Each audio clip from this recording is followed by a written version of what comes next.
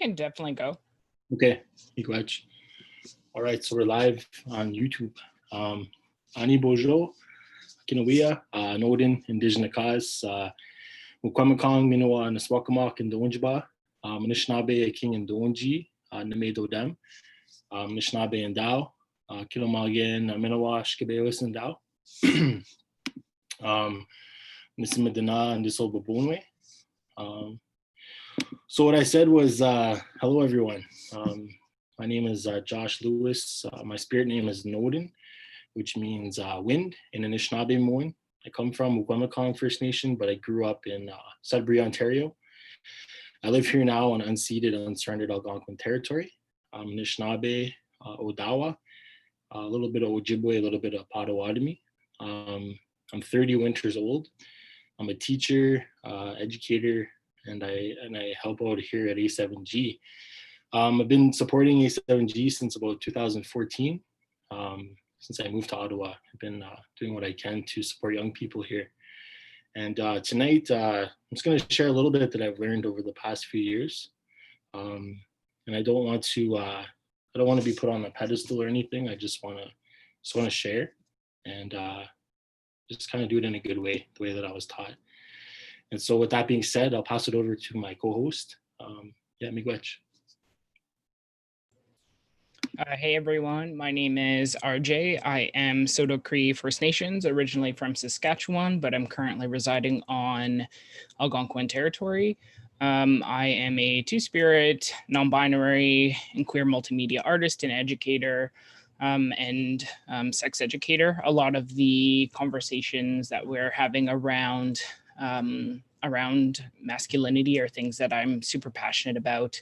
And a lot of conversations I've been able to have through like transitioning from, or just going through transition and being transgender and the things that I've seen change as I've changed. So I find like one of my passions has become to kind of talk about gender from like the perspective of someone who's been on both sides, and like how I want to challenge and change like the narratives that I see, and how my narratives have changed a lot. And I work a lot within the like violence against women sector and sexual and reproductive health care and reproductive justice. All of those things are I'm super passionate about, and I'm in a job where I get to talk about like healthy relationships all the time. So I really appreciate that, and to be able to like share the things I've learned through the past few years on this topic with Josh. Shmiga RJ. I'd like to acknowledge that, definitely some of the first conversations that I've had around this topic was actually with RJ back in our time at Odawa, and then also with the I Can Manifest Change program that we did a few years ago through A7G. I think like tonight I want to focus kind of on like three big points that I was I don't know, just kind of writing this stuff down, and I'm gonna look off my notes. Usually I speak more from the heart, but I just kind of want to, I don't want to miss anything, I guess. But I wanted to talk a bit about like privilege. And so what that means is like, you know, that's male privilege, that's white privilege, you know, that's white supremacy. Like that's the stuff that we have to like really look at first.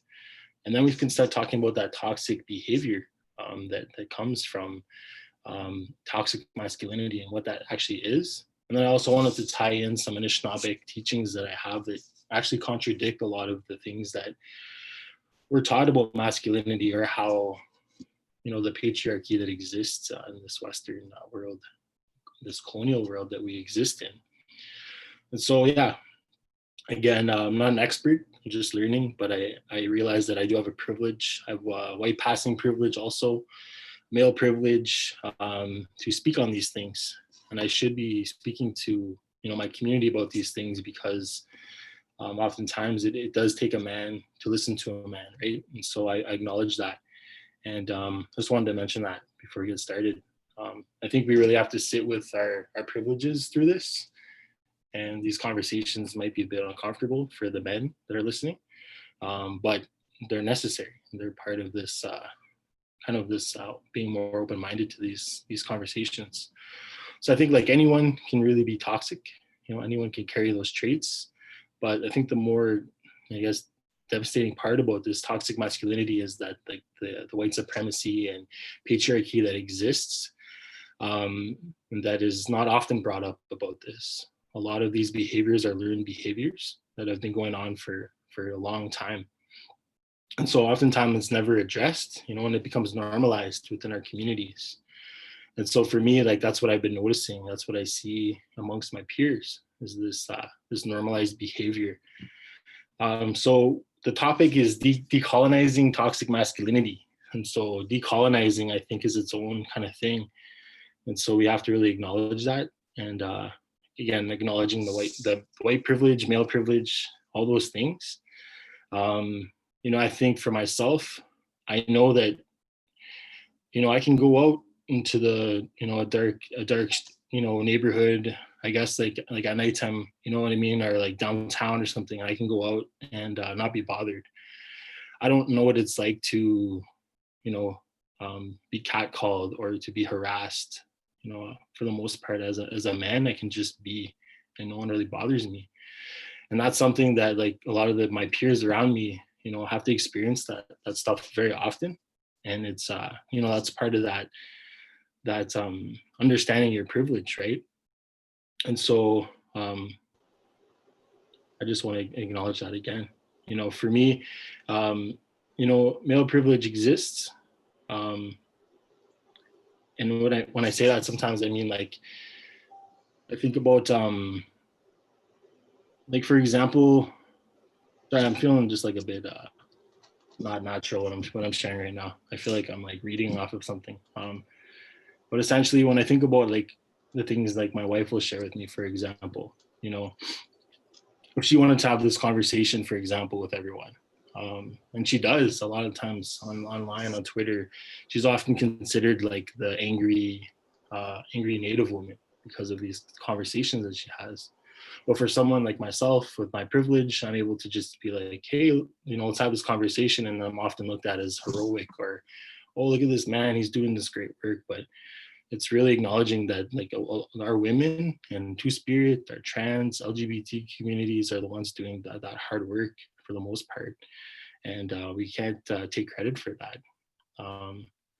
But I realized that as a man, other men will listen to me.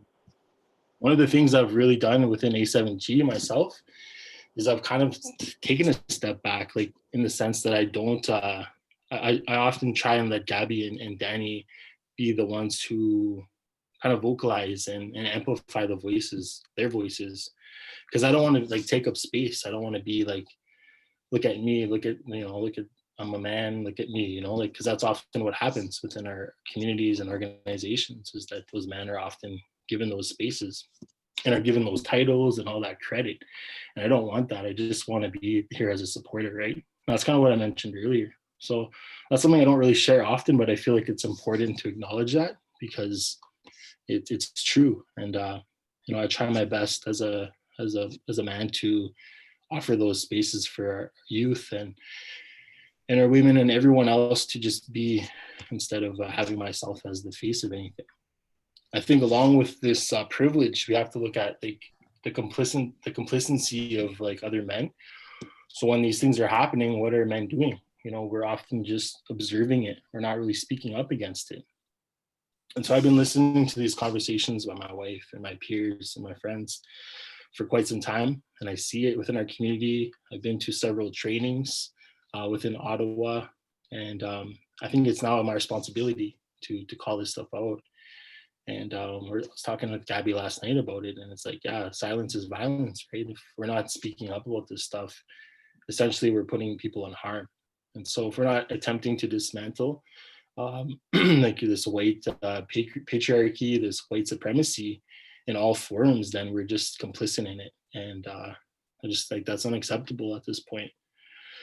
And so I think also as men, we learn about these things, like, from when we're like little kids, right? In school, we learn about the bro code, we learn about a locker room talk, all these things that a lot of the times are actually really abusive behaviors or toxic behaviors, and we just allow our friends and our peers to act a certain way, and we never really say anything. So a lot of the times we are complicit in this behavior, and I think that's something we have to talk about and sit with. So I hope that at the end of this conversation, we really start looking at our privilege and this complicity. I think when I did trainings, for example, in I Am a Kind Man with the friendship centers, we didn't really talk about that too much. We didn't really talk about the privilege part. We just talked about the violence part and the I guess the gender-based violence that happens within our communities. And then also with I Can Manifest Change, we talked a lot about the toxic masculinity and like the I guess like the man box and those kind of things that, essentially create like these toxic behaviors. But we never really talked about the privilege part. And I think that's right now, especially in this time that we're in, it's super important. And I hope we can talk about that a little bit more. So my, I guess, definition of toxic masculinity, for some of you, maybe you've never heard of this term, but it's really, again, embracing and centering white supremacy, privilege, patriarchy, ego, oppression, and violence of anyone who is not a cis hetero male, whether it's intentional or non-intentional. I think it's like taking up space. It's like stealing the work of like women, two-spirit, trans, LGBTQ folks. It's looking at women as objects of desire. And it's also just seeing it in everything that exists around us, whether it's pop culture, sports, pornography, music, film. This toxic way of looking at things is normalized everywhere. And so I often see in our communities men that are put on pedestals and they're given respect simply based on gender. One of the biggest examples, I guess, from that is like, for example, again, I go back to my wife because we've had many conversations about this, but my wife will share something really powerful, really amazing. She'll say it and people won't even listen to her. And then what I'll do is I'll say the exact same thing and everyone's like, whoa, Josh, man, you're freaking so smart, bro. Like, you're the man. Like, like I've seen that and experienced that many times, so we have to sit with that and think about that. We can't let that stuff fly anymore. I've seen it happen far too many times within our communities.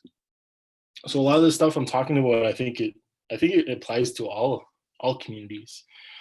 But I wanted to talk a little bit more about Indigenous communities, I guess, and then kind of get into a little bit about my story, and then again into some Indigenous teachings that kind of contradict this stuff.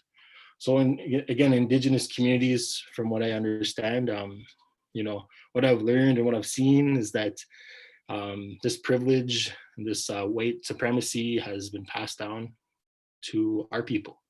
And the people who oppressed us, we now carry those ways a lot of the times. There's generations of broken families, there's violence, there's oppression.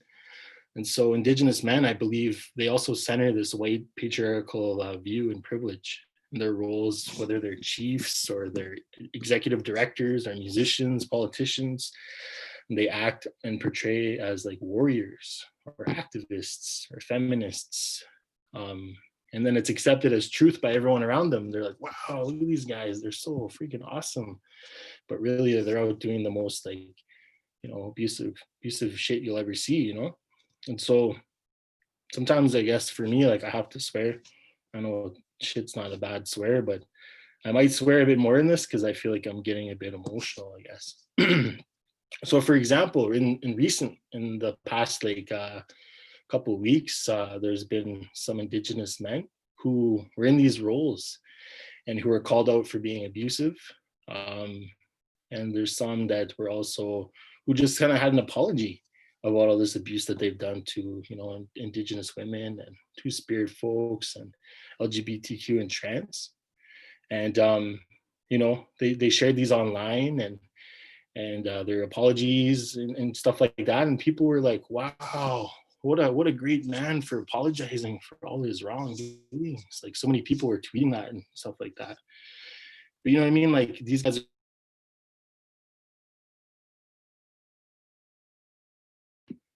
Okay, everything good? I got muted there for a sec. Sorry about that. But yeah, these men, they're being called warriors, but they're it's actually the women, and it's actually like the two-spirit folks and LGBTQ trans that are the ones calling out all this behavior. Where are the men that are calling this out, in our communities? So again, referring back to Indigenous communities. I think there's that idea of what a warrior is. A lot of Indigenous men are like, yo, I'm a warrior, bro. Warrior this, warrior that. But like, what does that even mean though? You know, I think it's, we have to like start looking at that. What does it mean to be a warrior? When a lot of the time, all the hard work is actually being done by, you know, our women and trans folks and two-spirit folks. They're the ones who are doing all that hard work. You know, I think back to like even Wet'suwet'en here in, well, out in Wet'suwet'en also, but even here in Ottawa specifically, because I was there, all the people on the front lines were Indigenous women and femme, two-spirit, trans, and youth. Those are all in the front lines. You know, so where are those men that are they're claiming warriors? That they claim they're warriors? Where are they? I don't know. You know, I tried having this conversation many times within the community. I've like asked people very close to me to have these conversations, and a lot of people just like looked at me like I was crazy or wild. You know, I don't want to use that word crazy, but they just were like, you know, people just look past it or like are not ready for that conversation. So these are things that I see within our community. It's like this false idea of warrior, or like you know, having to be this strong stoic kind of dude, when really, you know, we have to look at ourselves as we are just human beings, you know, and we have emotions and we have weaknesses, and that's okay. And we have communities that can support us, but we have to start acknowledging that, and also acknowledging our privilege, right? And so, you know, later on in this conversation, I hope that more folks kind of share what they want to share. But again, these are just my thoughts and my observations. Like I said earlier, I think anyone can be toxic. I think that it's not, and that's something I've also realized too, doing these trainings, is that, you know, everyone in one way or another can be toxic, you know, and it's not an isolated thing, but it really comes down to that healing process. So we talked a bit about privilege, and now I kind of want to talk a bit about that behavior, that toxic behavior that happens.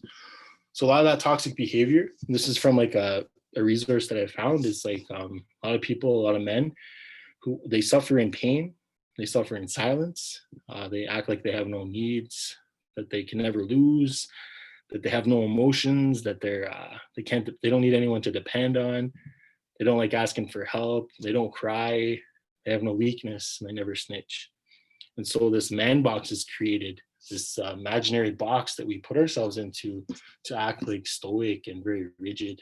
And when we do that, you know, it's very violent when we do that to ourselves, you know, because we're like holding in all that emotion and not really looking at it from a more holistic approach.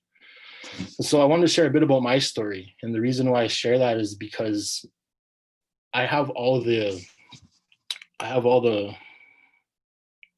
like a background story that essentially has a lot of abuse in it. And I have in the past, you know, acted a fool. You know, I've acted like, you know, violent or abusive in my own way.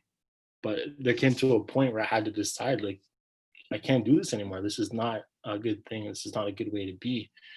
And so I just share this out of like humility to say that I'm not perfect either. That I have, you know, been in some form part of this toxic masculinity, and I do again benefit from the privilege, right? So again, I'll start with my story, and it's not very long. I don't want to tell you my whole life story. I'm like 30, so it's a long time. But I just want to talk like very quickly about some of the things that happened to me when I was a kid, right? So my father was you know, he was physically abusive to my mother, and I was abandoned as a child by my father. So I never grew up with my dad around. My dad was in and out of prison. So that's one thing. My mother, she's a survivor of Indian day schools. And so she has her own experiences of abuse. And so those two people had a child, and that's me. And she was emotionally and physically abusive to me as a child. And that's part of my story. And I understand that. It's not an excuse, but it's an explanation. And I would say as a child, I was neglected and I was abused physically, emotionally. And so I left like a hole inside me. Why me? What did I do? You know? And so that later led to, in my older years, when I became like a young adult, it led to alcoholism and toxic behavior. And I was also enabled by everyone around me. So I was part of this toxic behavior for many years. And That's part of my life. Another thing that happened to me when I was 10 years old is I became a big brother for the first time. So I have younger siblings, and I had to take on a role of a father when I was 10 years old, like a father figure, I guess. I didn't know what to do. My mom's just like, you gotta start taking care of these kids and helping me.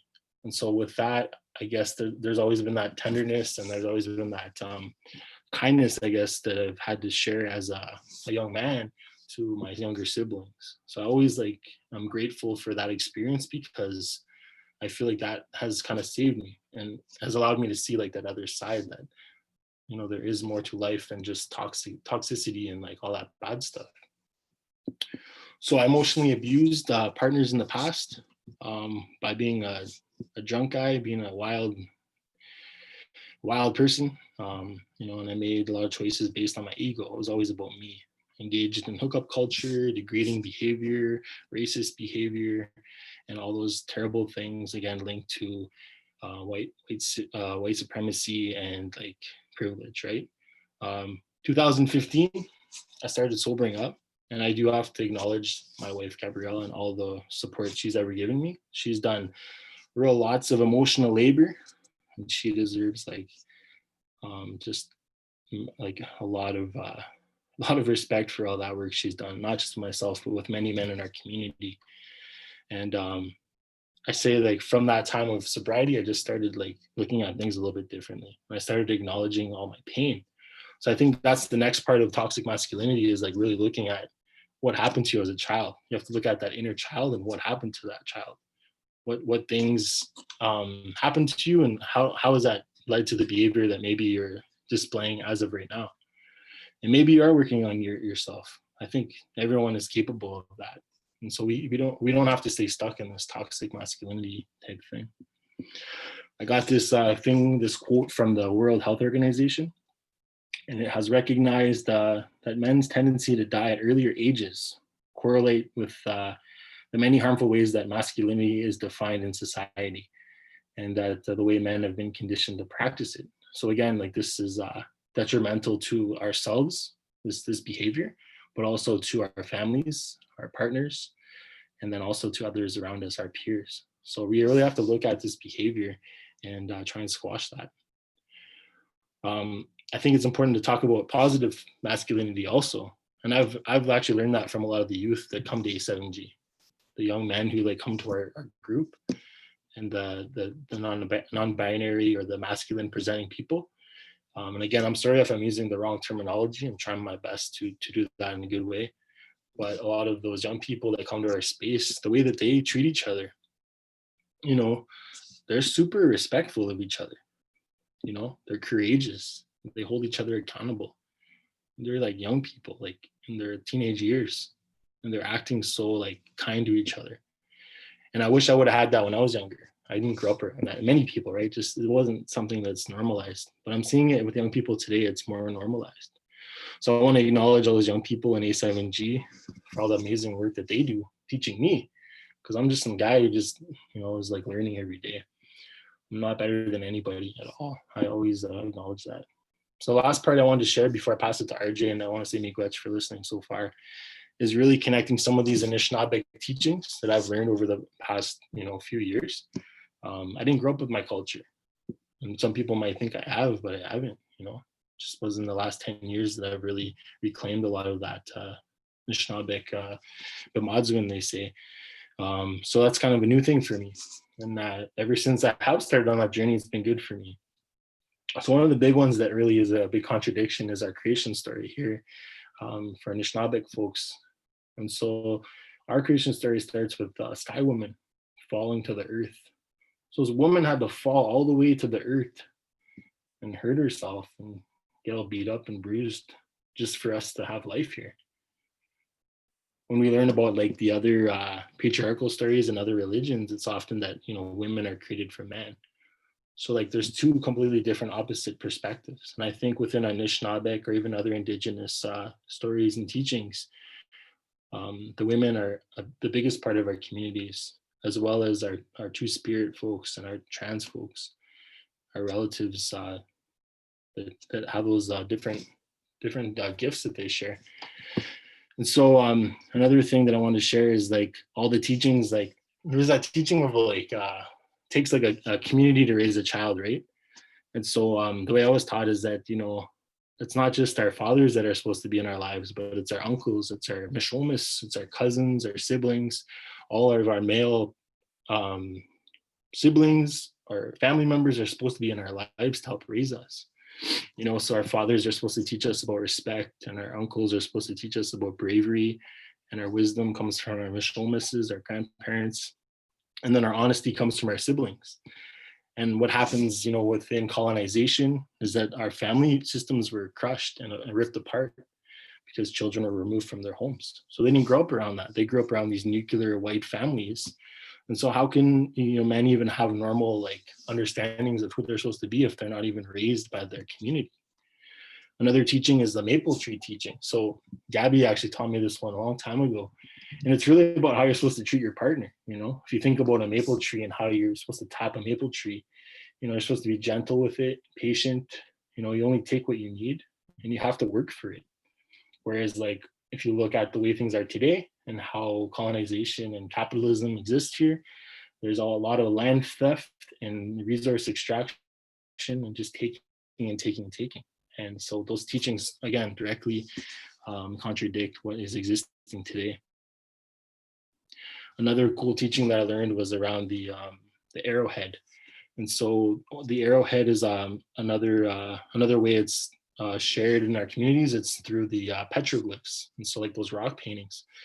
And so there's this one, it's like an arrowhead upside down triangle, and it kind of talks about self, family, and community. And this one elder shared with me recently that you really have to work on yourself before you can be there for your family, and then ultimately your community. If we're not working on ourselves and we're just going into community and doing whatever we want to, that's where all this bad shit happens. And that's where a lot of these dudes that are like being called out, because they're like, they don't even know who they are. They don't even know their teachings. They're just kind of like doing whatever they want. Then they're going in communities and they're like, you know, spreading this like wild violence everywhere. So these are things that I've been learning that are, again, contradicting everything that I see. So really another teaching is to like really work on yourself. You have to be selfish with that. Take that time to like figure out what happened to you when you were a kid, what makes you violent, what makes you like abusive. Figure that shit out and then talk to your family about it and then go into community. You know what I mean? You just have to do it that way or it's always gonna have a negative effect. And so that happens a lot of times in our community. People just go in, do whatever they want, and it's often not a good thing. Another thing that I learned too is one of the worst crimes you can commit within our communities was to abuse a woman or a child. And I think that also, you know, it's also our trans folks and two-spirit folks, non-binary folks, anyone who's less or not less than men, but like that's not how I wanted to say that. I meant like anyone who's not a cis man. That is like the worst crime you can commit is to hurt them because they're like vulnerable. You can't just beat them up and be crazy to them and shit. So again, that's another thing that I've learned, and I'm just like, wow, all these things I'm learning, they're so like contradicting of everything that I learned for the first part of my life. You know, when I was just being raised within a white society and just acknowledging all like my whole life was centered on whiteness, I guess, for a long time. And the last part is again that crying. You gotta cry a bit, you know, whether you don't want to or not. Just gotta cry it out. And you know, I think RJ talks about this that men just need circles to like just cry and just be men and just let it out, and not just a place for folks that are, you know, trying to recover from addictions, but just any regular Joe kind of dude who just needs that support, a place to share their emotions and do that. So that's kind of all I wanted to share. I just want to say Chimigwech for listening. Again, these are just some of the observations that I've had. You know, we did the I Am a Kind Man, I did the I Am a Kind Man training about 2 years ago. And it was really amazing because it brought up a lot of these things. And then we did the I Can Manifest change. And through that, some of the conversations we had, for example, the first conversation we had was to look at ourselves. And in that first opening circle, all the men that were in that circle like broke down because they had to actually look themselves in the mirror and seeing how destructive they've been throughout their life. to people that are vulnerable, and people that are their family and their loved ones. So that's how hard these conversations are in our communities as Indigenous folks. I've noticed that. And so I just want to acknowledge that, RJ has always been someone that I really respect on this topic, and has actually taught me a lot about being a better man. So I also want to pass it over to RJ now to share their knowledge, because it's real good. Shimigwach, everyone. I appreciate it. Thank you for sharing, Josh. I always appreciate listening to feedback on the things that other folks have learned through having these conversations.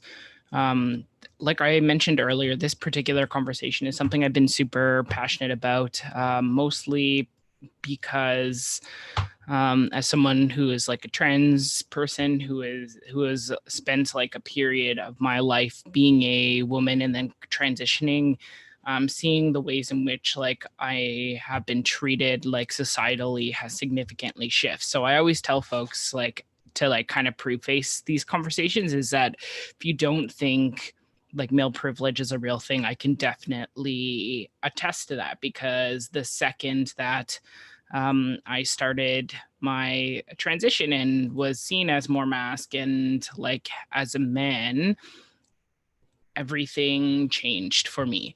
And a part of me like thinks a lot about how being a masc person, I think it's important for me to also like learn how to like center the experiences of women and the things that they continuously go through, and how like even when like I was at some point identifying as a woman, I do like remember distinctly like how nerve-wracking it was to like exist in spaces where like you're in inherent like anticipation of like your day to day like is violence, and there's no way around that. Like I was always taught when I was young, like you're not supposed to like go out by yourself, or you have to have a group or like the buddy system to make sure that nothing bad happens to you. But it was always something like I anticipated and was afraid of. And like before like I started transitioning, like I looked very different. I had long hair. I definitely like looked more feminine, though I would argue that I don't look too much different other than cutting my hair. But there are a lot of things that I found like a significant shift that happened when I like cut my hair. And I think for me, like cutting my hair was such a huge like piece of that. And I think too, like one of the things I realized too is like being a trans person and kind of being in the in-between area, and someone who isn't necessarily like a trans man, but kind of like on that spectrum. How I guess like how things have manifested in my life, in terms of like how I know I need to like show up in a very different way than I did previously. So for me, I think it's incredibly important to like center the voices of like others who are like, I guess, more feminine presenting or were women, and how not to take up space or like center my own emotions in a lot of those conversations. Josh mentioned something earlier that I always talk about in terms of like, the fear of walking down a street, and how that's something that just doesn't exist for me anymore, because I know I'm not the person people are looking for anymore. And I think that changed my perception of understanding of how to show up for someone, was really like realizing like actually I didn't realize how much my presence can like take a power and control, and how that changes in such tiny ways, whether it's like I'm at a restaurant and someone assumes I'm going to get the bill, or if I'm out in public and someone tries to bro me if I'm with like a woman. And I find like a lot of these kinds of like gestures like started to make me realize like, oh, like, yeah, like when you do look more like masculine, like it actually does change the way how you exist in society. And I find, yeah, I used to get like harassed a lot and for a lot of different reasons.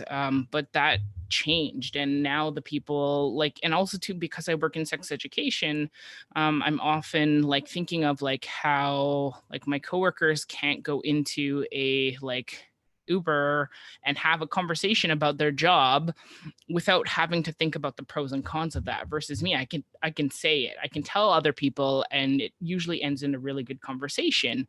um, and all of these things like that started to happen. Like, it was strange, one, to be on completely like the other side of like that conversation that I used to be on the other side about, but to experience things in a different way, but also knowing when it's time for me to like, I guess, step up in certain situations, and also to like step back in certain situations. And I think too, like, yeah, masculinity does give us a lot of privilege, as Josh was mentioning, but I also don't think that means that men inherently don't have it hard. And I think like a lot of the issues when we're talking about like, toxic masculinity and what does even decolonizing toxic masculinity look like, I think there always has to be an acknowledgement that colonialism, whiteness, and white supremacy are the root issues around why like toxic masculinity really became a thing. And it's that inherentness around like white supremacy, where the only thing that is valuable is the closest proximity to being white. So of course, like, even poor white people, they also will do what it takes to get to the proximity of potentially having power. And I think that's the issue, is like um in our different, I guess, like the more Western community now, like your proximity to power is what will cause you to like make different kinds of sacrifices in different communities. And a lot of the times, like as Josh mentioned before, like I think like a lot of the things that we see with young and are like indigenous men and their proximity to power really goes back to like white supremacy, because within white supremacy there's this understanding of disposability, and like the only thing I care about is myself, and this whole understanding of individualism, and that I have to operate as an individual, versus like that goes completely and inherently against like understanding of community. And so many of our communities operate from the understanding of community that it takes like more than one person to raise a child, versus like white supremacy has made us believe that the nuclear family is the only way to have families, when that's actually not true. And it's backed up by law that was created by these people to create a society that is benefiting them and only them, and no one under that. Because it, like the way that white supremacy tends to work, is that you only care about like yourself, and being able to hoard wealth. And that's also like a reason why the nuclear family like became a thing, was to also hoard wealth into one individualized area. So I think about all of these things when we talk about like masculinity, because it is like, I like, one of the things that I've realized from, I guess, like my transition and being a woman, like I used to be a person who was just like, men deserve zero sympathy, they should just learn how to do better, they need to just like not be like terrible human beings. But also like, it was weird because my transition, I think one of my biggest struggles was actually realizing how masculinity is not like, toxic masculinity is actually has doesn't mean that men don't have it hard. It's more about men not having it as hard in a patriarchal society that is tailored towards men. And that, yes, men can still struggle, and there's a reason why we tend to see like the mortality rates of men significantly higher than anyone else. And a lot of that goes back to this inability to feel, this inability to experience intimacy, this inability to just talk about all of these like really really important things that are just needed in human regulation. I often, when I talk about feelings and emotions, I always compare it to that movie Inside Out. And I always tell folks like, this is like I think it was a Pixar, yeah, it was a Pixar movie, but has Inside Out not taught us anything? Like, we have to be able to feel our emotions in order to process it. And I think that it's such an accessible way at discussing emotions, and it's something that I often think about. But societally, like, we uphold like men have to be strong, that men have to be a very particular way that is only enforced really intensely like within bro culture. And it's in bro culture is always interesting to me, as someone who's like born a woman and transition to someone who's more masculine and gets broed all the time. It is so bizarre to me. I can't go, I like, it's always funny because I always tell folks, like, one of the things I've realized is like, I can't go and get services. And when I say services, I'm going to get a burger. What's the order, boss? And they always, like, it's always like there's a very particular code that is always so fascinating to me, because it's like there's another man calling me the boss simply because I'm paying for the food, but they would never say that to a woman. And then, so like really just like going back to like being a person who was like, you know, I didn't have a father in my life. I was raised by a really, really strong Native woman, a really intense Native woman, and she's also Scorpio, so you know she's really fucking tough. And I feel like I haven't met a Native woman who hasn't scared me, and not scared me in a sense of like they're bad. I just know they're tough. I know I would lose immediately in a fight with a Native woman. So like I find like that conversation, or like that thought of I guess like the thought of like understanding kind of like that context. I like having a mom who literally was just like, yeah, I'm tired of this relationship. We're going to move our entire life to Ontario, and I'm leaving this man who is just really shitty to me. And just literally got him to move her across the country and then told him to go back. Like, I think I don't know anyone who is tougher than my mom, even with all of, you know, my mom has lots of issues, but she's still one of the strongest women that I know. And I love her to death. And like, when I think of that and her commitment to me, a lot of the times, like, of course I think of strength, and of course I think of like, how do we like shift this narrative, but also like being raised by a really tough woman meant I also was very tough growing up and didn't give any bullshit or like ability to like men to be able to kind of like shift that narrative to me. And it was weird that only when I started to look like one and also like be one in different circles, that's when I started to realize like, oh, actually things are a lot more like way different than I had initially thought. And it was really like I always tell folks, like, so like outside of this work, I do a lot of like, I guess I would say like bias training, but it's really the conversation that should happen before we talk about like anti-racism or anti-oppression. I strongly believe we have to talk about like our own personal biases and where they are and the roots of that if we want to actually like learn about like what it means to be anti-racist or what it means to be in to practice anti-oppression. And I think like inherently we have to talk about our own values and attitudes. And as like someone who's gone through a lot of like different phases of my life and had to like do a lot of unpacking of like, you know, anti-racism, anti-blackness, like sexism, transphobia and homophobia, even as a queer and trans person, these are things that I had to unpack because we societally live in a place that teaches us that only whiteness is the good thing. And like dealing with internalized racisms as well. Like these are things that were incredibly difficult to like navigate, but also like to shift your entire identity that you knew your entire life to something else was incredibly tough. And a lot of people don't talk about like the pain that actually comes with when you're unpacking these different like isms that we have within ourselves, and how painful it is to admit like, yeah, actually I've been kind of racist, I've been kind of sexist, I've been homophobic, I've been transphobic, I've been all of these things that that we hope to kind of like stray away from.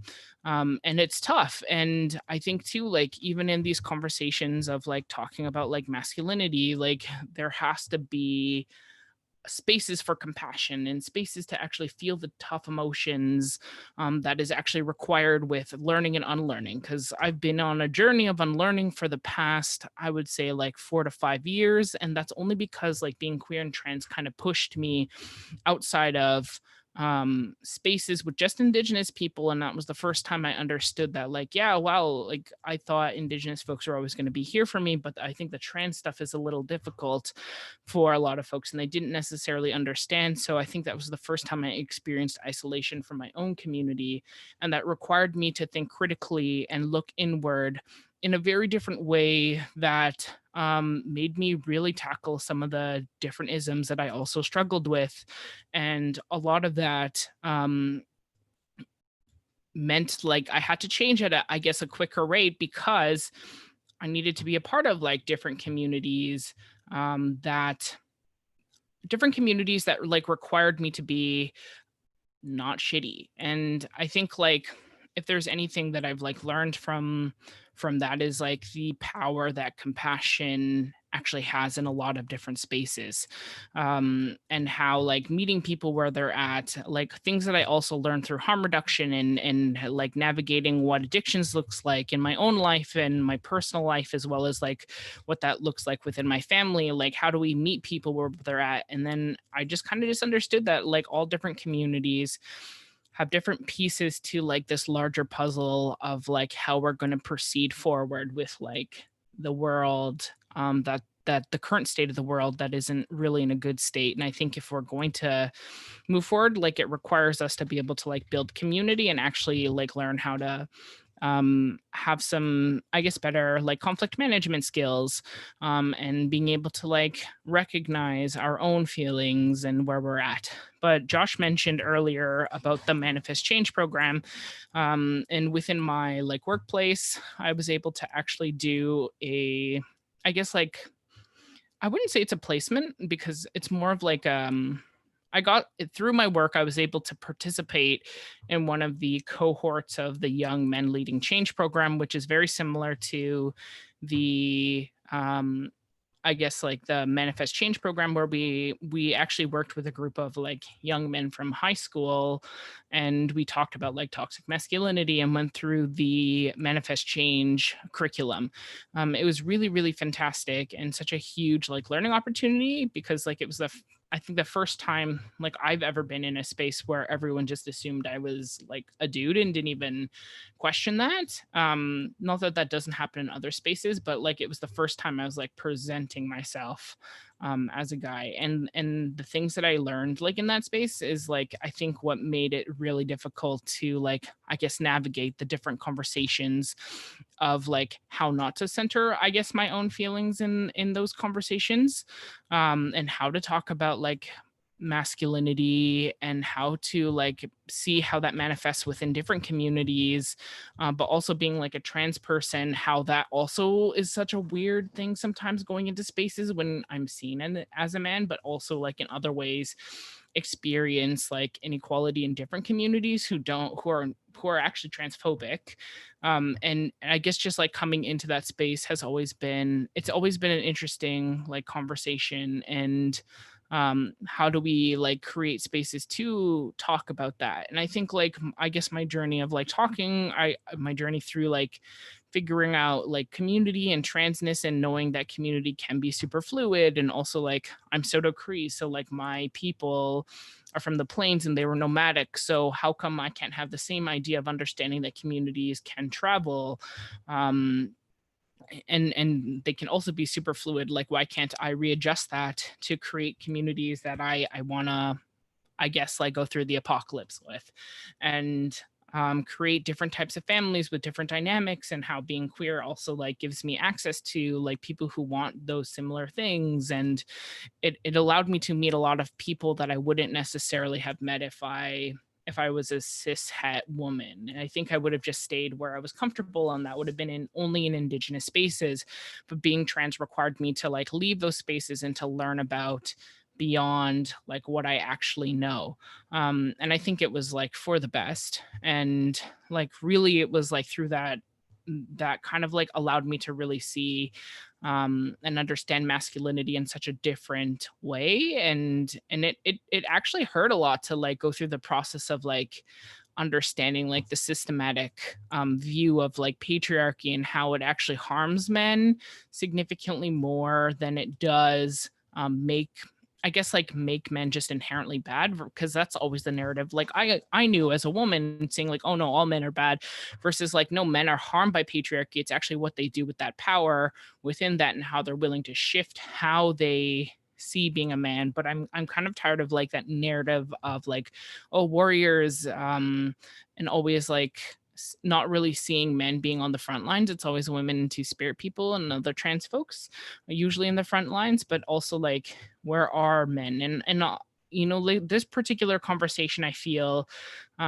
was unintentionally timed with like the things that have been happening to within our communities in a, I guess, like a Canada-wide context, in terms of a lot of Indigenous men have or like, I guess, men in power have been like really like, I guess, I don't know necessarily the right words, but there's definitely been a lot of um I guess, like, not, it's not even outing, because some of them actually, yeah, one person I guess like was outed for being abusive and the other one outed themselves. But I think too, like, there's a reason why, like, even if we look at the Me Too movement, why that movement hasn't manifested in Indigenous communities in the same way that it has in other spaces. And I think it goes back to community and whiteness, because like there's always consequences if you try to call out someone who has power in your community. And if your community isn't ready to talk about, like, yeah, actually, like,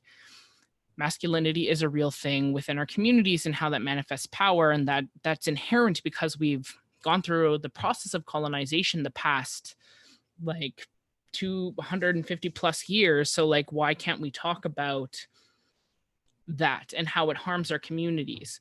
um but yeah, I'm kind of feeling that I want to move and transition like what I'm saying to more of like a group conversation or like questions. So I'm just going to say that like I really think that this particular like topic is super important. This is also my fifth hour of meetings that I want to recognize. I've been on video calls actually since noon, so it might be longer than that. I've been on video calls since noon, so my energy is a little lower than I anticipated, but I find I do a lot better when we're able to, like, one, I can tell people my needs and the things that I want. And I would appreciate if we transitioned more into like a conversation that could include everybody from the space. I'm not necessarily sure what that looks like, but Josh, if you want to hop on too and maybe be a part of that, we can transition to a Q&A/conversation. Yeah, for sure. I was thinking the same thing.